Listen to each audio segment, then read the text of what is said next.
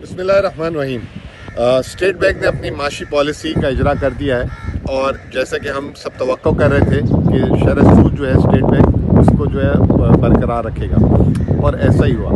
मेरे लिए ये कोई बड़ी खबर नहीं थी। मेरे लिए दो अहम खबर थी जो इस आज की जो है मॉनेटरी पॉलिसी में स्टेट बैंक ने अनाउंस की। नंबर एक, स्टेट बैंक ने यह कहा कि जो मौजूदा माशी सूरत हाल नज़र आ रही है उससे लग ये रहा है कि पाकिस्तान की शरह नमू जो है 2% से ऊपर रहेगी।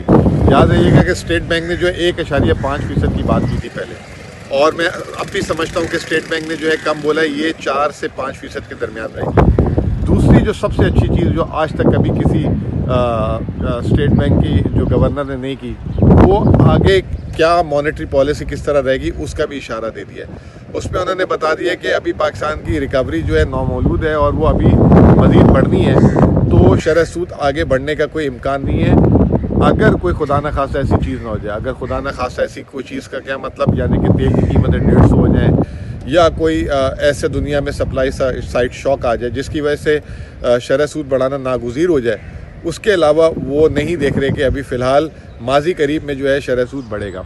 और अगर बढ़ेगा भी तो वो बिल्कुल ग्रेजुअल बढ़ेगा, ऐसा नहीं कि एकदम बदतमीज़ों की तरह जैसे पहले 1.5-2% बढ़ता था। ये एक बहुत ही जिसे कहते हैं कि बड़ी डेवलपमेंट है पाकिस्तान के लिए, और ये बहुत बड़ी खुशखबरी है। और ये ना सिर्फ मार्केट्स के लिए, कारोबार के लिए और प्रोजेक्शंस करने के लिए जो स्टेक, ये भी खुशखबरी दी है कि पाकिस्तान का इस साल जो है जारी खसारा जो है वो नीचे रहेगा 1% से, और जिसकी वजह से पाकिस्तान के जो है ज़र मुबादला के ज़खायर और वो रिजर्व्स भी बेहतर रहेंगे। तो ओवरऑल एक बहुत ही अच्छी मालियाती मॉनेटरी पॉलिसी दी है, और जिससे हम देखेंगे इसके आने वाले दिनों में बहुत बेहतरीन असरात होंगे। बहुत बहुत शुक्रिया।